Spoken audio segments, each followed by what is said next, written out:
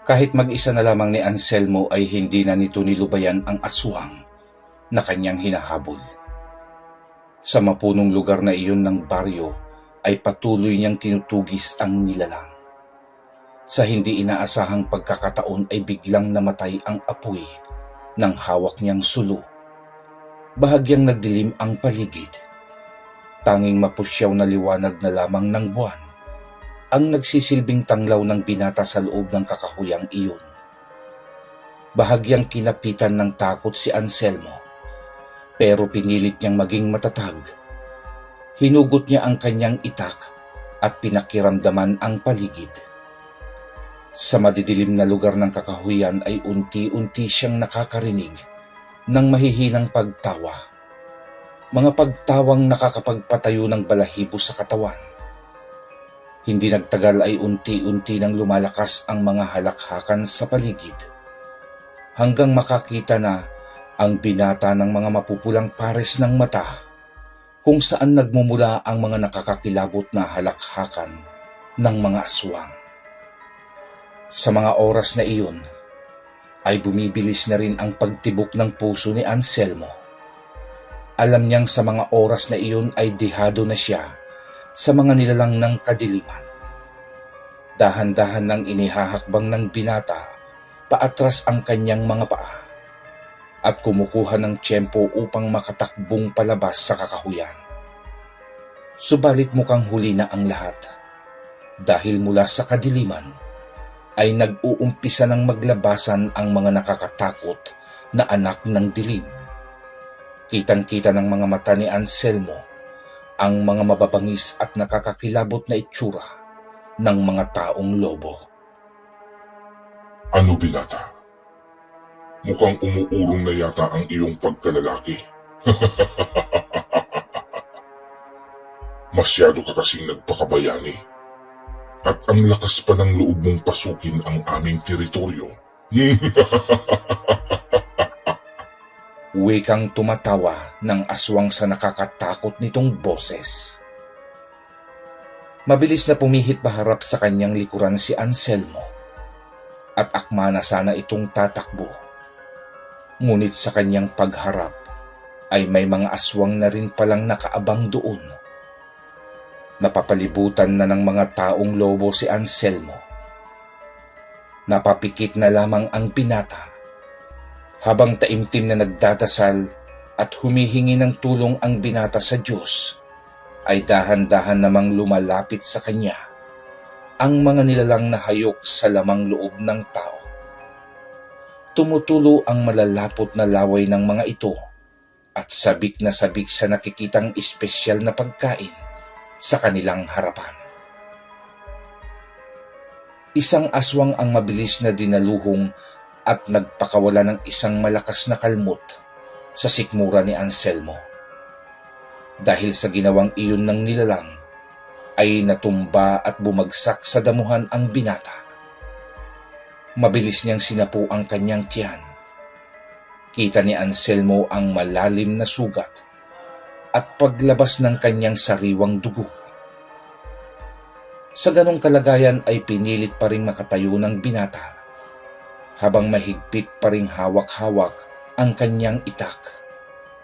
Ang lahat ng aswang sa kanyang harapan ay nakatitig sa umaagos na dugo mula sa tiyan ni Anselmo.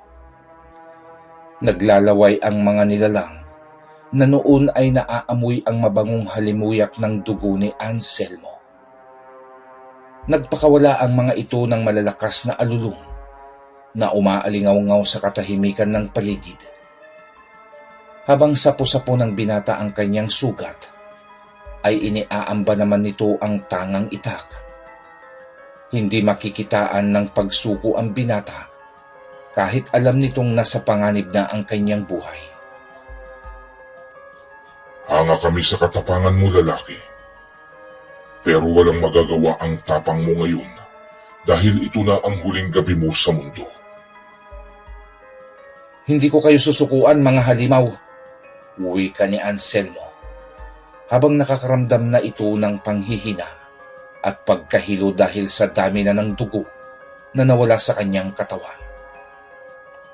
Mula sa kanyang likuran ay isang aswang muli ang sumugod. Tinadyakan ng nilalang ang likod ni Anselmo. Napasubsob sa lupa ang binata. Tumalsik din ang hawak nitong itak. Sa pagkakataong iyon ay hindi na niya kinaya ang makabangon pa. Tanging pagtihaya na lamang ang kanyang nagawa. Sa nanlalabo ng paningin ay nakita pa niya ang paglapit ng mga nilalang. Iyon na lamang ang huling kaganapang na irehistro ng utak ni Anselmo at tuluyan na itong nawalan ng malay tao. Muling umalulong ang mga taong lobo, simbolo ng kanilang tagumpay. Ngunit nang akmana nilang pagpiyestahan ang binata, ay biglang nagliwanag ang paligid. Liwanag na nagdudulot ng mahapding pakiramdam sa kanilang mabalahibong balat. Nagdulot din ang liwanag na iyon ng sobrang pagkasilaw sa mga nilalang. Nagkanya-kanyang takbong pabalik sa kadiliman ang mga aswang. Habang papalayo ang mga nilalang sa mahiwagang liwanag na iyon, ay galit ang mga itong nag-aangilan. Isang pagtapik sa balikat ang gumising sa binata. Pagmulat niya ng kanyang mga mata, ay bumungad sa kanyang paningin ang mukha ng kanyang lolo Dencio. Nagulat ang binata at nagtaka si Anselmo. "Bakit parang gulat na gulat ka, apo?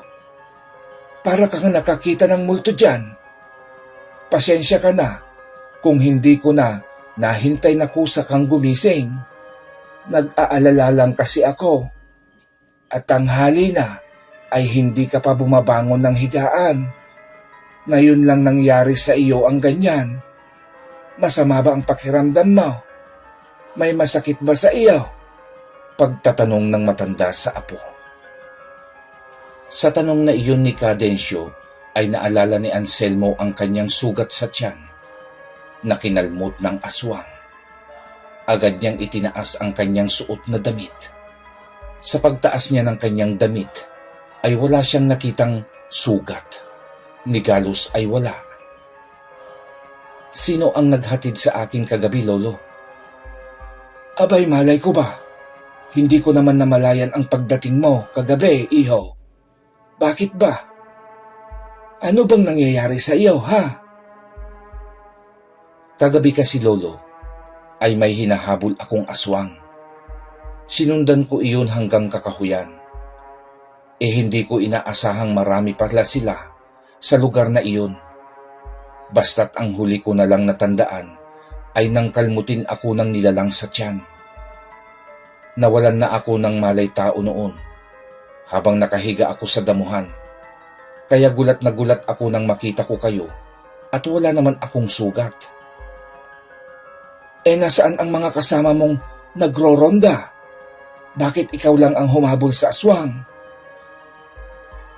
"Naku po, lolo. Hindi ko alam kung matatawa kayo o maiinis sa mga taong iyon.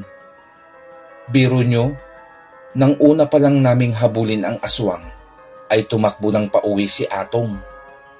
Ngayon pagdating namin sa kakahuyan, buong akala ko ay may kasama pa akong humahabol sa mga aswang. Nang lingunin ko ang natitira kong mga kasama, ay wala na rin ang mga ito at huminto na pala sa bungad pa lamang ng kakahuyan." "Ay, mga dinamuhong iyon. Kalalakas magsisama sa ronda. Mga duwag naman pala. Pero paanong nangyari ang sinasabi mong nawalan ka ng malay tao sa loob ng kakahuyan? Pero ngayon ay narito ka sa bahay at pati ang sinasabi mong sugat sa iyong tiyan ay nawala. Isang himalayan, Anselmo." "Baka may tumulong sa aking diwata, lolo." Ano pa nga ba ang maaari nating isipin sa pangyayaring iyon, iho? Kung hindi nga diwata ang may kagagawan." Nang araw na iyon ay naisipang tumungo ni Anselmo sa bahay nila Atong. Balak kasi nitong asarin ang kaibigan. Habang naglalakad si Anselmo, ay nakasalubong niya ang mag-inang dayo sa kanilang baryo. Nang araw na iyon ay naisipang tumungo ni Anselmo sa bahay nila Atong. Balak kasi nitong asarin ang kaibigan. Habang naglalakad si Anselmo, ay nakasalubong niya ang mag-inang dayo sa kanilang baryo. Bumati ang binata sa mag-ina, ngunit imbis na tugunin ng mga iyon ang binata, ay nakayuko lamang ang mga ito at diretso lamang sa paglalakad. Animoy hindi nakita ang binata. Napalabi at kibit balikat na lamang si Anselmo at nagpatuloy ng maglakad. Nang may ilang dipa na ang layo ng mag-ina sa binata, ay nilingon nila iyon at nagkatinginan silang mag-ina. Nay, di ba't yan ang binatang dapat mabibiktima sana natin kagabi? Bakit buhay pa siya? Malalim ang sugat na nilikha ni Ama sa kanya. May pagtatakang tanong ng dalaga. Hindi ko nga rin maintindihan Dapat talaga patay na yan. Sa dami ng dugong nawala sa kanya kagabi. Kung hindi lang nakialam ang matandang iyon, dapat ay nabusog tayo sa lamang loob niyan. Tugon naman ng ina at naglakad ng muli ang mga ito. Pagdating ni Anselmo sa bahay nila Atong, ay katakot-takot na kantsaw ang ipinukol ni Anselmo sa kaibigan. Natatawa na lamang si Atong, sabay hingi ng dispensa kay Anselmo. Mamayang gabi ay sasama ka pa ba sa akin, Atong? Tanong ng binata. Baka hindi na muna, Anselmo. Medyo masama kasi ang pakiramdam ko ngayon. Pagdadahilan ni Atong. Maging ang iba pang naging kasama ni Anselmo sa pagroronda, ay nagkanya-kanya na ring dahilan kung bakit hindi sila makakasama nang pasyalan sila ng binata. Nauunawaan naman ni Anselmo ang mga ito, kaya hindi na rin siya nagpilit. Pagsapit muli ng gabi, ay nagpaalam si Anselmo sa kanyang abuelo. Aba, apo, hindi ka pa ba nadala? Sa nangyari? Talaga bang nagpapakamatay ka na? Napabuntong hininga naman si Anselmo at napatitig sa kanyang abuelo. Sabagay, tama rin siguro kayo, Lolo. Na wala ding mangyayari sa gagawin kong pagpapatrolya, lalo't mag-isa na lamang ako. Takot na rin sumama ang ibang kalalakihan dito sa baryo. Oh, nakita mo? At pati mga kasama mo ay umayaw na. Isa lang ang ibig sabihin niyan, Anselmo. Itigil mo na ang pagpapakabayani at mapapahamak ka lamang. Ibinalik na lamang ni Anselmo ang kanyang salakot at itak sa sabitan. At inalok na lamang ang abuelo ng kape. Gusto niyo bang magkape, Lolo? Ipagtitimpla ko kayo. Sige, iho. Mabuti pa yang magkape na lamang tayo dito sa bahay, kaysa isugal mo pa ang iyong buhay sa isang bagay na ikaw mismo sa sarili mo ay alam mong suntok sa buwan na talunin mo ang mga kampon ng dilim. Habang nagkakape at nagpapahangin ang dalawa sa kanilang balkonahe, ay isang malakas na hangin ang kanilang naramdaman. Kasabay noon ay nakarinig din sila ng malalakas na pagaspas ang dumaan sa kanilang bubungan. Nagkatinginan ang mag-abuelo. Tila nag-uusap ang kanilang mga mata. Iisa ang naglalaro sa kanilang isip sa mga oras na iyon. Akma sanang kukunin ni Anselmo ang kanyang itak. Nang pigilan siya ni Cadencio, sabay binulungan ito. Maigi pang pumasok na tayo sa loob ng bahay, apo. Hindi lamang nasa itaas ang umaaligid ngayon sa atin. Meron din akong nakitang mapupulang bagay sa bandang sagingan. Alam kong kasamahan nila ang mga iyon. Tumango si Anselmo sa abuelo at marahan na silang naglakad papasok sa loob ng bahay. Pagkapasok ng dalawa ay mabilis na isinara ni Anselmo ang pintuan at si Cadencio naman ay agad nagtungo sa kusina at kinuha nito ang maliit na tapayan na pinaglalagyan nila ng asin. Mabilis na nagsaboy ng asin si Cadensyo sa pinto at mga pasimano ng bintana. Pinakiramdaman nila ang paligid.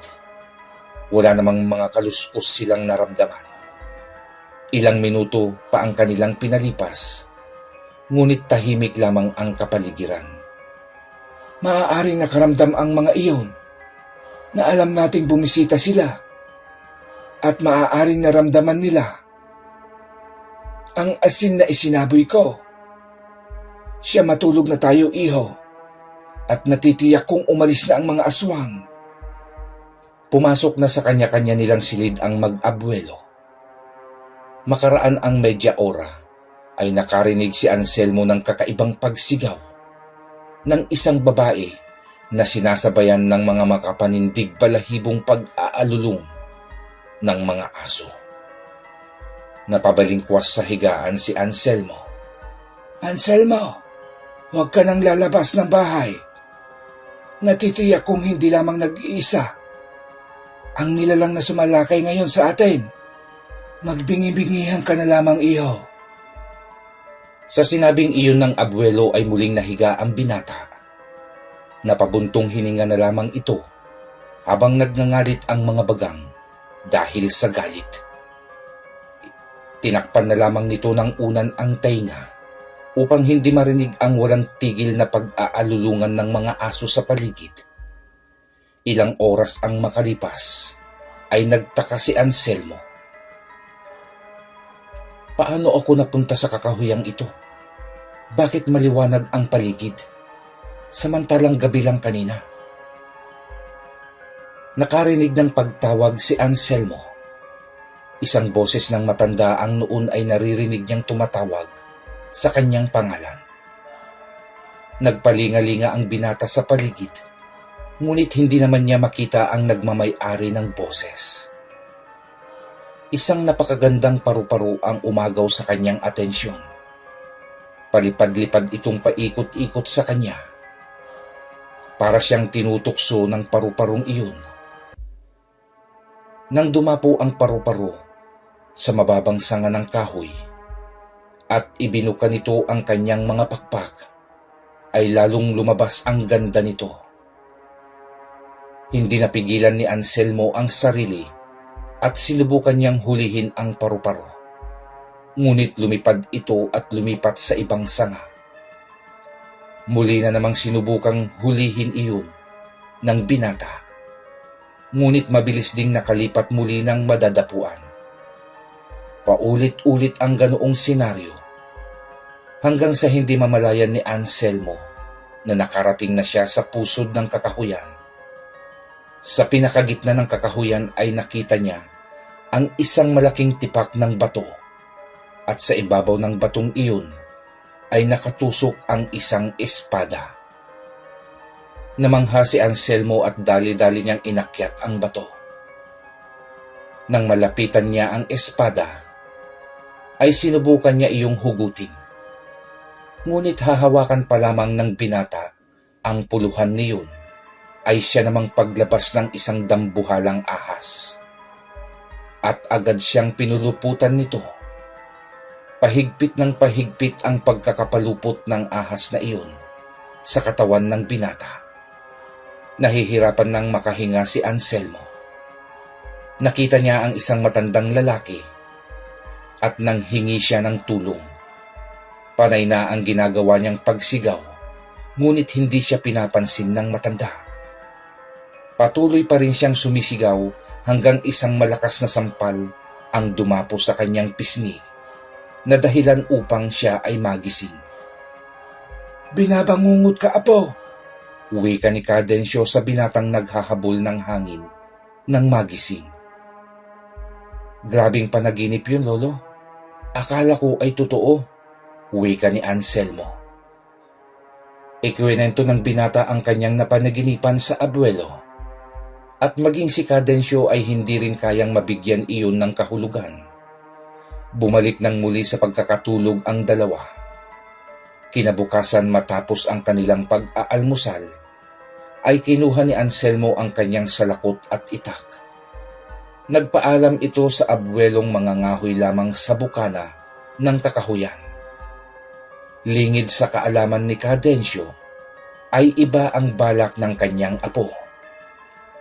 Ito ay ang subukang tunguhin ang pusod ng kakahuyan upang tignan ang lugar kung parehas ito sa kanyang napanaginipan. Lakad-takbo ang ginagawa ni Anselmo upang marating agad ang pusod ng kakahuyang iyon. Dahil sa may kalayuan din ang lugar, nang marating ni Anselmo ang pusod ng kakahuyan, ay iba ang itsura nito kumpara sa kanyang inaasahan. Madamo ang paligid.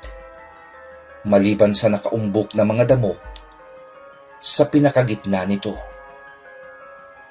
Naupo at nagpahinga si Anselmo habang pinagmamasdan ang kapaligiran. Malayong malayo sa kanyang napanaginipang lugar. Napatutok ang kanyang paningin sa nakaumbok na mga damo sa pinakagitna ng kakahuyan. Tumayo ang binata at kanya iyong nilapitan. Hinugot niya ang kanyang itak at sinubukang itusok iyon sa mga damo. Isang matigas na bagay ang kanyang naramdaman sa ilalim ng mga damuhang iyon. Hindi kaya binalot lamang ng damo at baging ang malaking tipak ng bato? Tanong niya sa sarili. Mabilis niyang tinabas ang mga damong iyon at hindi nagtagal ay napalitaw ni Anselmo ang pirasong bahagi ng bato. Kinutuban lalo ang binata at inumpisahan niya ng tabasin ang mga damo sa ibabaw hanggang tamaan niya ang isang bakal. Matapos niyang malinisan ang kinaroroonan ng tinamaang bakal, ay lumitaw ang isang kalawanging espada na nakatusok sa bato. Nanlaki ang kanyang mga mata at napangiti ang binata. Ito ang bato at espada sa aking panaginip. Pero bakit kalawangin na ito? Maaaring matagal ng panahon na nakatusok ito rito. Baka ito ang espadang nabanggit sa akin ni Lolo Dencio. Sinubukan niya iyong hugutin at himala namang napakagaan lamang niya iyong nahugot. Nang mahugot na iyon ng binata ay siya namang pagsulpot ng matandang may mahaba at maputing buhok at balbas. May tangan din itong isang baston. Binabati kita, Anselmo. Ikaw ang napiling bagong tagapangalaga ng espada ng anghel. Wika ng matanda. Gulat na napalingon si Anselmo sa kanyang likuran kung saan niya narinig ang tinig. Agad siyang tumalon pababa at nilapitan nito ang matanda.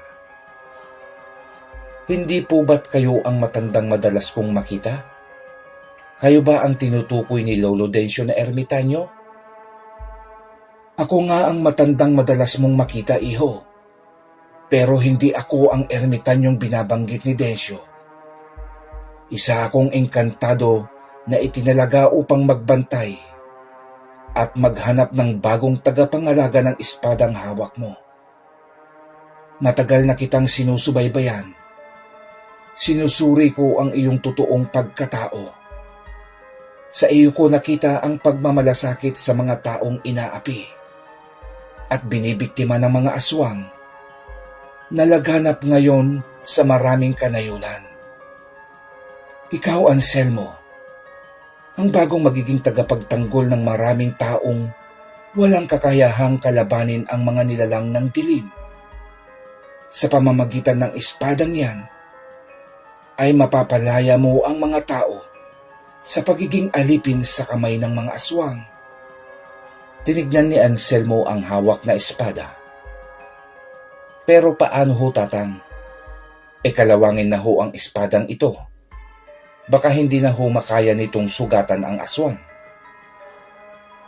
Kung tatanggapin mo ang nakaatang na tungkulin ng tagapangalaga sa espada, ay babasbasan kita upang makita mo ang tunay na kapangyarihan ng espadang yan. Hindi na nagdalawang isip pa si Anselmo. Agad siyang lumuhod sa harap ng tagapagbantay at yumuko ito. Napangiti ang matanda at sinimulan na nitong basbasan si Anselmo. Habang inuusal ng matanda ang isang dasal, ay dahan-dahan namang nagbabagong anyo ang espada. Matapos ang pagbabasbas sa binata, ay pinatayo na ito ng matanda at laking gulat ni Anselmo nang makita ang kumikinang na espada. "Humayo ka, iho, at ngayong taglay mo na ang sandatang tatapos sa pamamayagpag ng mga aswang, ay lipulin mo silang lahat. Huwag kang mag-alala at gagabayan kita sa bawat laban na gagawin mo." Magpapasalamat pa sana si Anselmo sa matanda, ngunit naglaho na lamang itong parang isang bula. Habang naglalakad naman si Anselmo palabas ng kakahuyan, ay para itong batang nilalaro ang espada. Iwinawasiwas niya ito sa hangin at tuwang-tuwa siya habang lumilikha iyon ng magandang tunog. Bago pa tuluyang makalabas ng kakahuyan ang binata, ay binalot niya ng dahon ng saging ang espada at ipinalaman sa mga tuyong sanga ng kahoy na napulot niya sa tabi ng daan. Ginawa niya iyon upang hindi maging takaw pansin ito sa mga tao. Nang makarating na siya sa bahay, ay agad niya iyong ipinakita sa kanyang abuelo. Nanlaki ang mga mata ni Cadencio sa pagtataka nang makita ang sandatang dala ni Anselmo.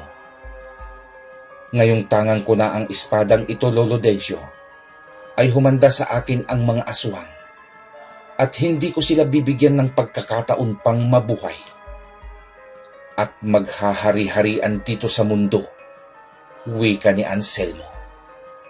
Nang gabing iyon ay sinimulan na ni Anselmo ang pagtugis sa mga aswang. Dala ang espadang ginawan niya ng lalagyan, ay inilagay niya iyon sa kanyang likuran. Buong-buo ang kumpiyansang naglalakad mag-isa at nag-iikot sa kabuuan ng nayon. Maswerte naman siya at may kasalukuyang tiktik. Ang noon ay namataan niyang nagkukutkot sa bubungan. Isang malakas na pagsitsit ang ginawa niyang pagtawag sa nilalang. Gulat na napatingin sa kanya ang abalang aswang at napatitig iyon sa kanya. Sinigawan iyon ni Anselmo at hinamon ito ng isang labanan. Galit namang tumalon pababa ang nilalang. Ngunit hindi pa ito nakakatungtong sa lupa, ay sinalubong na iyon ni Anselmo at buong lakas nitong iwinasiwas ang tangang espada. Pagbagsak ng aswang ay hati na ang katawan nito at wala ng buhay. Simula ng gabing iyon, ay nagkasunod-sunod na ang ginagawang pamamaslang ni Anselmo sa mga kampon ng kadiliman. Walang gabing hindi lumilibot ang binata sa kanilang baryo upang tugisin at paslangin ang mga nilalang ng dilim. Noong una ay inililihim pa ni Anselmo na siya ang misteryosong manunugis ng aswang sa kanilang baryo. Ngunit sadyang totoo ang matagal ng kasabihan na walang lihim ang hindi na ibubunyag. Dahil isang gabi noon, habang nakikipaglaban si Anselmo sa isang taong lobo, ay nakita ni Atong ang kaganapang iyon. Ipinagmalaki iyon ni Atong sa kanilang mga kanayon. Doon ay kumalat ang kwento hanggang hindi na maitago pa ng binata ang katotohanan at aminin na ito. Lingid kay Anselmo ay isang pamilya ng taong lobo ang lihim siyang minamanmanan. Ito ay ang pamilyang dayo sa kanilang baryo na nauna na niyang nakasagupa sa kakahuyan. Kailangan na natin itong ipaalam kay Pinuno, Ama. Kailangan mapigilan na ang lalaking yan sa ginagawa niyang pagpaslang sa ating lahi. Malaki siyang sagabal upang hindi sana natin problemahin ang gabi-gabing pagkain. Wika ng dalagang anak ng taong lobo. Tama ka. Ngayon din ay pupunta ako kay Pinuno upang ibalita ang tungkol sa lalaki. At sa tangan niyang espada, umuwi ka na at sabihin sa iyong ina at mga kapatid na iwasan munang mambiktima ngayon dito sa baryo at tagilid tayo sa lalaking nagtatangan ng kakaibang espada. Masusunod po, Ama. Hindi na nag-aksaya ng panahon ang taong lobo at mabilis na nitong tinungo ang pinagkukutaang lugar ng pinuno nilang si Draco. Pagdating nito sa harap ng kanilang pinuno, ay agad na ibinalita ang tungkol kay Anselmo. Galit na galit naman ang pinunong si Draco. Ipinatawag at pinulong nito ang lahat ng aswang na kanyang pinamumunuan sa bahaging iyon ng lalawigan. Iniutos nito ang isang malakasang paglusob sa baryo San Nicolas. Wala kayong ititirang buhay sa baryong iyon. Bata, matanda, at maging ang mga alaga nilang hayop ay inyong paslangin. Gawin niyong piyesta ang gabing lulusubin natin ang baryo. Masusunod, Pinunong Draco. Sabay-sabay namang tugon ng mga aswang. Samantala sa baryo San Nicolas, ay nagiging kampanteng muli ang mga tao. Dahil sa alam nilang meron na silang tagapagtanggol, ay hindi na katulad ng dati ang pag-iingat ng mga tao. Bagay naman laging ipinapaalala ni Cadencio sa kanila na kailangan pa rin nilang mag-ingat. Ngunit matitigas ang ulo ng ibang taga-baryo. Walang kaalam-alam ang mga ito sa binabalak ng mga aswang pagsapit ng kabilugan ng buwan. Sumapit na nga ang gabing kabilugan ng buwan, ay masayang kumakain noon ang mag-abuelo sa kanilang bahay nang makarinig sila ng malalakas na sigawan ng mga tao. Saglit na nagkatitigan ang nagulat na mag-abuelo at dali-dali silang tumayo at tinungo ang bintana ng kanilang bahay. Sa kanilang pagdungaw ay nasaksihan nila ang nakakakilabot na kaganapan. Napakaraming aswang ang nooy winawasak ng mga iyon ang mga kabahayan. Pinapaslang nila ang mga kalalakihang lumalaban sa kanila. Ang mga kababaihan at bata ay hindi rin nakakaligtas sa ginagawang pamamaslang ng mga nilalang. Sige, patayin lahat ang mga tao. Wala kayong ititirang buhay ngayong gabi sa baryong ito. Walang maaaring kumalaban sa atin, lalong-lalo na ang mga katulad nilang alipin at pagkain lamang natin. Sigaw na utos ng pinunong aswang sa mga kalahi nito. Sa bawat umaalingaw-ngaw na pagsigaw ng mga tao, ay iisang pangalan ang naririnig na sinasambit ng mga tao. Ito ay ang pangalan ni Anselmo. Diyos ko, kaawaan niyo po kami. Sambit naman ni Cadencio sa nasaksihang kaganapan sa baryo. Mabilis na kinuha ni Anselmo ang kanyang espada at sinugod nito ang mga halimaw na kasalukuyang masayang-masaya sa ginagawa nilang pagpaslang sa mga walang kalabang-labang mga tao. Sarap na kinakain ang mga lamang loob at hinihigop ang sariwang mga dugo.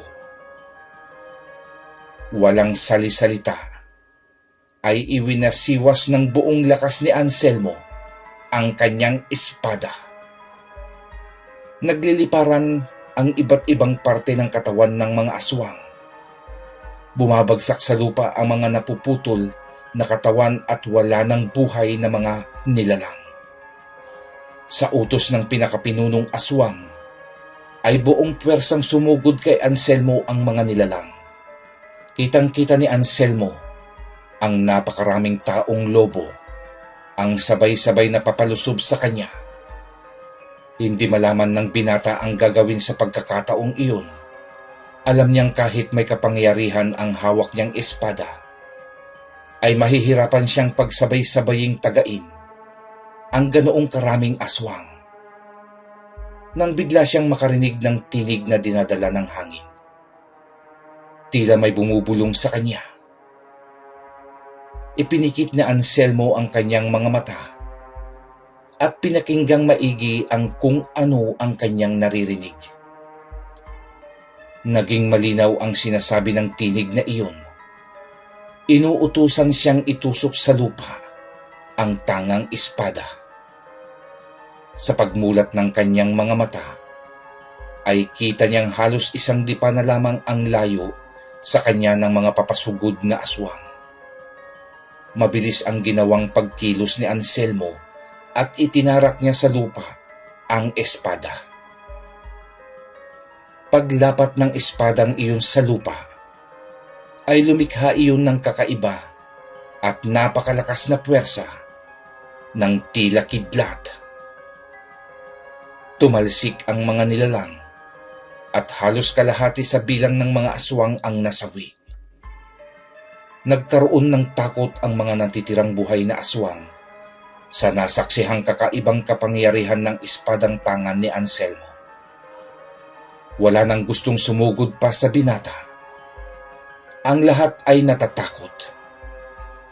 Kahit anong galit ng pinuno nilang si Draco, ay hindi na kumikilos upang sumugod ang mga natitirang nilalang.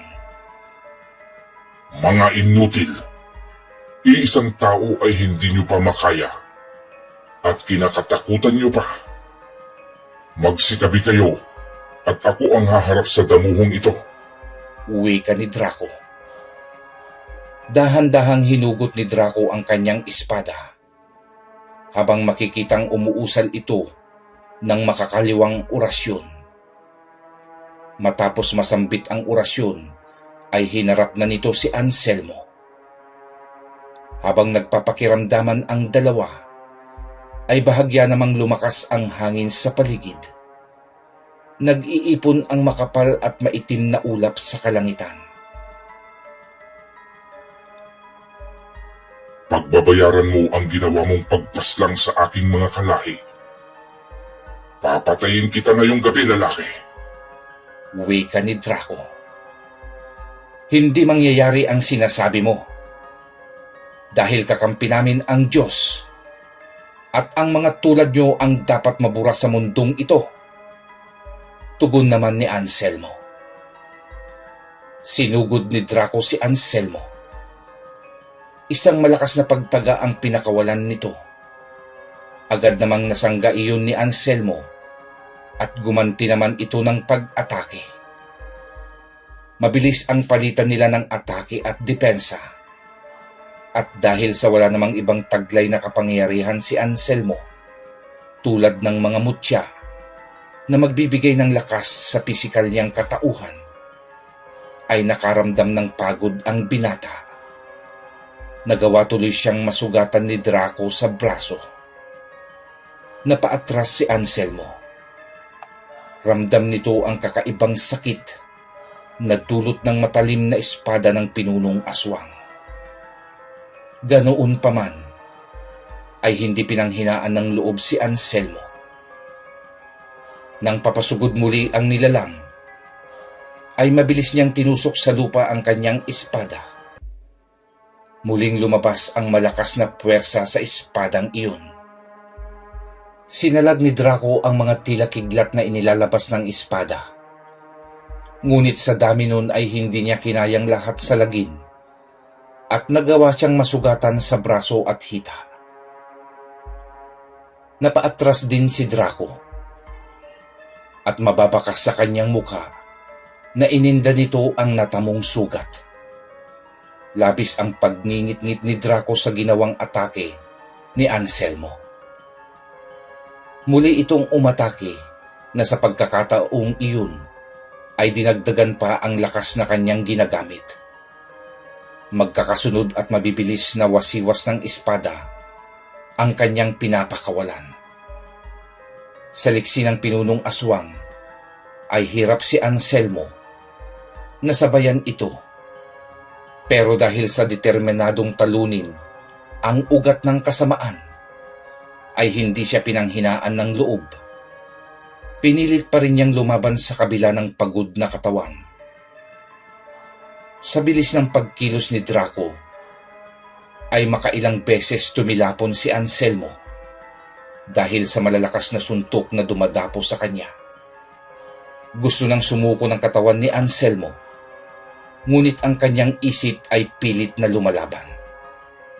"Tatang, tulungan niyo naman ako. Hindi ko na kayang tagalan pa ang pakikipaglaban sa aswang na ito." Nahawi ka ng binata sa kanyang isip. Umihip ang malakas na hangin. Dumampi iyon sa katawan ni Anselmo. Muli ay nakarinig siya ng isang bulong. Bulong na parang sinasambit ang isang klase ng orasyon. Nang matapos iyon ay nanumbalik sa dating lakas ang binata. Naghilom din ang kanyang sugat sa katawan. Nasaksihan iyon ni Draco na ikinagulat ng aswang. Paano mo nagawang pagalingin ang iyong sugat? Samantalang isa ka lang ordinaryong tao. Wika ng aswang na sa pagkakataong iyon ay nakakaramdam na rin ng panghihina dahil sa nawawalang dugo sa katawan na sanhi ng kanyang sugat na hindi niya kayang paghilumin. Hindi pabaya ang aming Diyos. Laging bukas ang kanyang palad upang kami ay gabayan. At may mga ginagamit siyang kasangkapan upang ihatid ang tulong sa aming mga nangangailangan. Hindi tulad ng inyong Panginoon. Kaya humanda ka ngayon at tatapusin na kita. Sa pagkakataong iyon, ay si Anselmo naman ang umatake sa nanghihinang nilalang. Bilang pinuno ng mga aswang ay hindi pumayag si Draco na basta na lamang siyang magagapi ng kalaban. Sa natitirang lakas nito ay buong tapang pa rin siyang lumaban. Muling nagpalitan ng atake si Anselmo at Draco. Ginamit ni Anselmo ang kombinasyong atake, ang pagtusok ng espada sa lupa na muli niyang sasabayan ng pisikal na pag-atake kay Draco. Labis na pinsala na sa katawan ng pinunong aswang ang nagagawa ni Anselmo. Ganun pa man ay hindi makikitaan ng pagsuko si Draco. Hanggang makakuha ng tiyempo si Anselmo at buong lakas niyang ibinato ang kanyang hawak na espada. Singbilis iyon ng isang palaso na tumarak sa gitnang dibdib ni Draco. Umalingaw-ngaw ang napakalakas na pagsigaw na nagmula sa aswang. Napaluhod sa lupa si Draco habang hawak nito ang nakabaong espada ni Anselmo sa kanyang dibdib. Maliban sa malakas na sigaw, ay wala nang ibang salita ang lumabas pa sa bibig ng pinunong aswang. Nanatiling nakatitig na lamang si Draco sa binata. Sa kanyang isipan ay hindi niya mapaniwalaan na ang isang ordinaryong tao na walang nalalamang orasyon at walang ibang tangang kapangyarihan sa katawan ay nagawang magamit ang espada ng anghel upang siya ay magapi. Hindi nagtagal ay nagliwanag na ang espada. Sumusuot ang liwanag na iyon sa bawat himaymay ng laman ni Draco. At hindi nagtagal ay biglang sumambulat na lamang ang pinuno ng aswang. Sa pagkatalo ni Draco, ay isa-isa na ring nagliliyab at nasusunog ang mga aswang. Hindi lamang sa baryo San Nicolas, kundi pati sa iba't ibang baryo na sinakop ng mga aswang ay ganun din ang nangyari. Matapos ang sagawpaang iyon, ay nagpasalamat sa Diyos si Anselmo. Nagpasalamat din ang binata sa matandang gumabay sa kanya. Naging malayang muli ang mga tao sa kamay ng kadiliman. Bagamat marami ang nasawi sa mga kababaryo ni Anselmo, ay masaya pa ring pinasalamatan ng mga ito ang binata. Sa paglipas ng panahon, ay napanatiling ligtas ni Anselmo ang mga kanayunan. Hanggang sa datnan na rin ng katandaan si Anselmo. At tulad ng naunang tagapangalaga ng espada, ay nagbalik si Anselmo sa kakahuyan at sa isang tipak ng malaking bato ay muli niyang ibinaon ang espada. Ilang taon pang muli ang mabilis na lumipas at si Anselmo ay isa na lamang alamat na ikinekwento ng mga matatanda sa kanilang mga anak at naipasa sa kanilang mga apo. Isang alamat na patuloy na umiikot ang kwento ng isang taong naging tagapagtanggol ng Baryo San Nicolas laban sa mga aswang. Marami pong salamat mga mahal na kakilabot sa inyo pong pakikinig. Huwag po sanang kalimutang pindutin ang like at subscribe button. Malaking tulong po ito sa akin. Dumako na po tayo sa ating shoutout. Shoutout po sa ating mga kababayang OFW saan man sulok ng mundo kayo naroroon. Ingat po kayo palagi. Shoutout din po sa ating mga kakilabot na sina Kakilabot Mercy Sarno, Good Vibes PH, Maya Saad from Zambales, Kaysar Ryan Tumbaga from Nueva Ecija, Joel de Guzman, Vanessa Ongria, Carmelita Pruna, Nere Cuyones from Bahrain, Miriam Leibelt, Ronilo Lopez, Teresa Donato from Malabon City, Feli Rivera Raimundo, Maria Rosie Dotor, Nimia Chanes from Olongapo City, Jimuel Gamoyao, Teresita Murgia, Asili Gumban, Keke Fence, Titanin Sareno. Muli po ito ang inyong kakilabot na nagpapasalamat sa inyong walang sawang pakikinig at pagtitiwala. God bless po sa lahat. Amen.